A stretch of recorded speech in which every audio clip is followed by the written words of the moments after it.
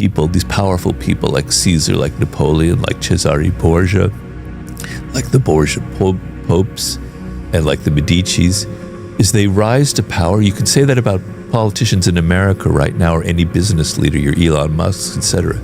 They rise to power because of a quality that they have that makes them different, that makes them stand out. If you think that you are worthy of something great, that you were destined to create something great when you were born, it translates into other people feeling that off of you. I have a law in 48 Laws of Power called Act Like a King to be Treated Like One. Someone like Elon Musk. And Elon Musk is a guy who has an incredible sense of belief in himself. He believes that he can get anything that he puts his mind to, he'll be successful with. And I talk in my talk about Tesla Motors and how it really looked like he was going to fail miserably, right? And people were telling me it was going to be a disaster. But the fact that he believed in it so much and he had this incredible charisma meant that other people believed in him and started buying his stock. And the price of the stock was way overvalued, but it doesn't matter. He raised enough money to make the company solvent and make it profitable. So his self-belief translated into other people believing in him, which translated into money, which translated into success he's having.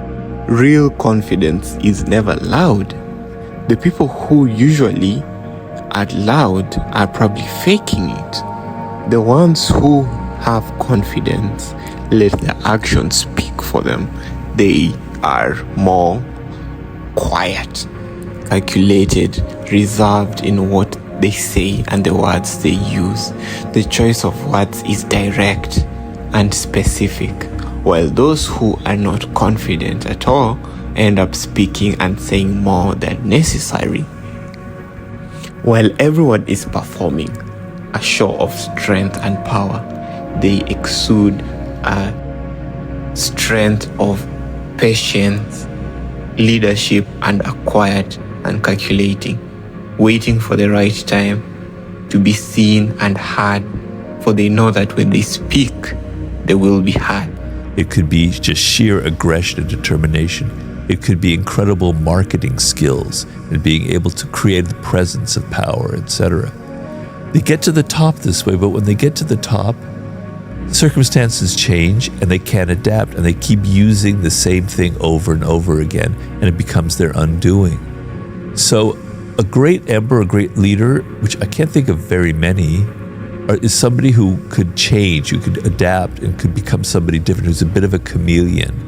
By talking too much in a meeting or in any kind of situation, you make people inadvertently smell weakness on you. A lot of communication between humans is nonverbal. We feel, we sense something from you, and it communicates, and we have an impression. And people who talk a lot generally give an impression of they don't know how to control themselves. Whereas people who kind of say a little bit less, who kind of speak in riddles almost, who say, yeah, that's great, I'll think about it, or whatever, gives off an impression of power, as if they know more than they actually do. Mm-hmm. Because the game of power, a lot of it has to do with appearances. So I studied, for writing the book, some of the most powerful people in history, kings and CEOs and presidents, and inevitably they had that quality, or they knew how to control their tongue. Too much awareness of your bad qualities can paralyze you, right? So sometimes it's good to believe that you deserve good things in life, that you have skills, that you have promise, that there's hope for the future. It might be built on nothing, it might be totally unrealistic, but it's important to have those beliefs because they can give you energy, they can give you purpose, and they can give you meaning. If we understood everything about ourselves as an animal and our basic drives, we'd probably all kill ourselves, to be honest. So yeah, it's good to lie to some degree and to feel that you're worth something and that you have goals and that you can reach them. A lot of people, when they lose that, it's very sad, and they're too realistic. They go the opposite direction. So we either overvalue ourselves. God, I'm so good. I'm so brilliant. People love me. We overvalue ourselves. Or we undervalue ourselves. I'm just a piece of shit. I'm not worth anything. I don't even deserve to be alive. that's equally wrong as well. It's not the truth. But so if you become too realistic, it can bring you down, and you won't you won't have the energy to accomplish. Here's the secret nobody tells you about confidence. Confidence is not a feeling. Confidence is a byproduct of proof of who you are, of what you've done secretly when no one is seeing, when no one is watching in the dark. And what is seen is the byproduct of your work that you've done in secret.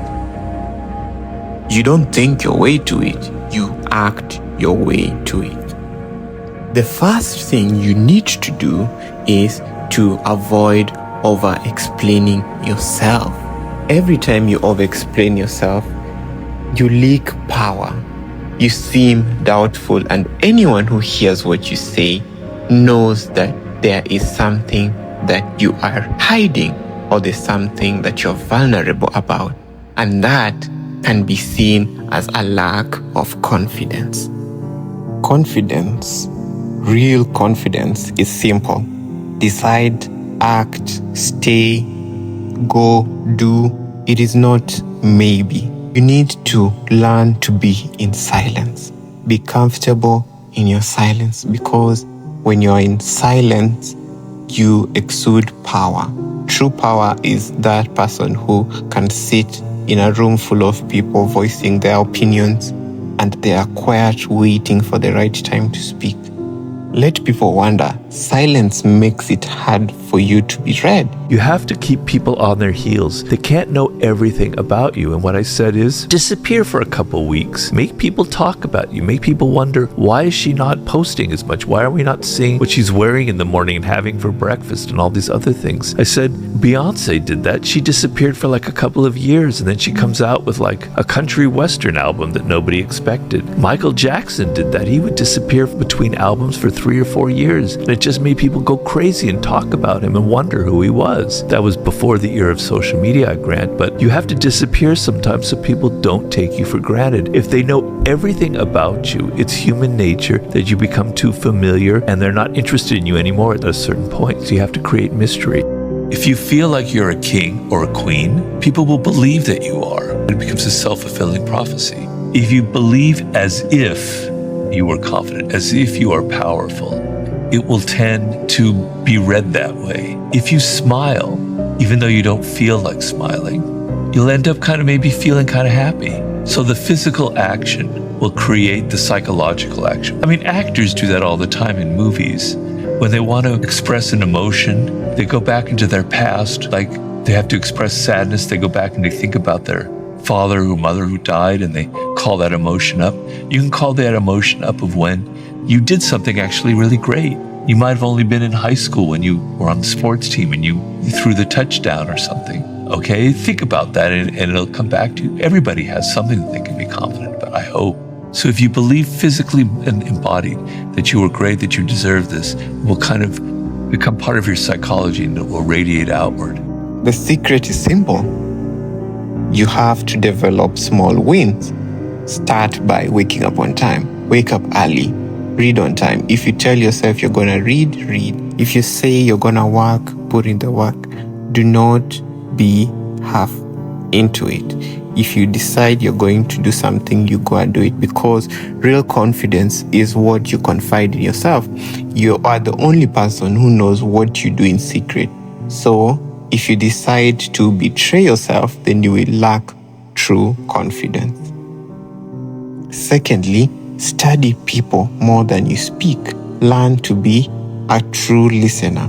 Look at people's facial expression. Study their tonations. Learn how the body language works. How someone says yes and no, and when they truly mean it, because some people may use that to manipulate and get their way from you.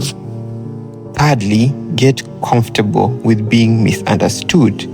True confidence is not saying what people want to hear or doing what people want to hear, but being true to yourself and saying no when you mean it or yes when you mean it. That makes you truly confident when you can walk in your own place because you choose and decide to. And finally, here's the truth. Confidence built in the open, in the loud, in the noise is not true confidence. It crumbles immediately when it is tested.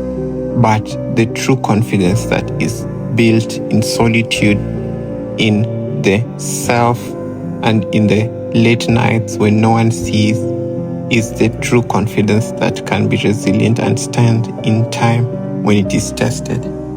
Learn to be your true self. Always say less than necessary. If you can't control your mouth, if you just keep talking and talking, it gives an aura to other people that you can't control anything else. You have no self-control. And that is a very unpowerful aura. The more you talk, the more you are prone to say something kind of stupid and irrational that you're going to regret. A lot of people have a hard time with it because they think, oh, shouldn't I just be able to say whatever I want and just talk? Well, no. You don't, not in the social world, not in the work world. It's going to get you in trouble. Learn to control what you talk and learn that there are moments that saying less is actually much more powerful than just yammering on and on. What makes people stupid, and right now we have a lot of stupid people in this world. There always have been stupid people, but because there are more people on the planet, exponentially there are more stupid people on the planet. What makes people stupid, and I'm sorry, I'm just going to tell it like it is their certainty that they have all the answers. This is what's going on with our government. This is what's wrong, with this or that. This is what people should be like, blah, blah, blah, blah, blah. So you're narrowing your focus to this little tiny little rail, something that you heard from somebody else. It's not even your own stupid idea. So you absorbed it on the internet, whatever, and you're going down on this kind of monorail path. Meanwhile, the world is all around you and you're just going like zoom like that because you're so certain you have the answer. In the laws of human nature, you say we are masters at self-deception and we often lie to ourselves. What lies do people tell themselves every day? Well, on the most elemental level, I try to tell people that you don't know who you are, okay? So you have to begin from this position of ignorance where you don't really know who you are. And if you begin from that position, then you can stop lying to yourself. But the thing to understand why you don't know who you are is you have all of these emotions that you feel, and we are an animal that's driven mostly by emotion. We think we're all intellectual, that we all think, and it's all our frontal cortex, our executive powers. But that's not it. We're driven by emotions that are much more powerful than our thinking. And you'll feel an emotion that comes from the body. It comes from hormones. It comes from electrical impulses, chemicals in your body that create a sensation that your mind then translates into an emotion. Anger, love, jealousy, envy, depression, right? But you're not aware of where it actually originated from. You're attaching a word to it. You're attaching what you think it is, but you don't know where it came from, why you're feeling that way, why your body is responding that way. So you essentially don't understand your own emotions. Oftentimes, you get angry at something, and you think it's that person who triggered it, but it's something else. It's another person days earlier who set the seeds for it. It's your parents who created this pattern. You don't know who you are. You are a mystery to yourself. And because you don't know who you are, your opinion of who you are is basically based on illusions, right? You're not aware. So for instance, in the laws of human nature, I have 18 chapters that are basically about a flaw in every human being. Negative qualities, irrationality, narcissism, short-sightedness, envy, dark energy, grandiosity, aggression, you name it, right? You never admit that you have these qualities. It's always the other person. You don't say, gosh, I am a narcissist. I'm really self-absorbed. People very rarely ever do that. So you lie to yourself about, he or she's a narcissist. I care about other people. I'm very giving. I'm always interested in what they want. You're lying to yourself. Your first thought is about yourself and your own interests. And often your desire to please people and do what they want is to give yourself power. It's not out of love. It's not out of the desire to help other people. It's because you want something from them. You are self-absorbed. You are a narcissist. We are all self-absorbed. I am more than anyone. I can admit it. By admitting it, by saying, I can be very self-absorbed, you can now control it to some degree. You can understand that maybe it's not a good quality. Maybe if I understand that's happening, I can change the dynamic. I can become more empathetic. So you have to have some degree of self-love, which is the origin of narcissism. I say there's the healthy narcissist. The healthy narcissist does love themselves, is self-absorbed, but they're able to channel that love into art, into creating things, into a podcast, into a relationship.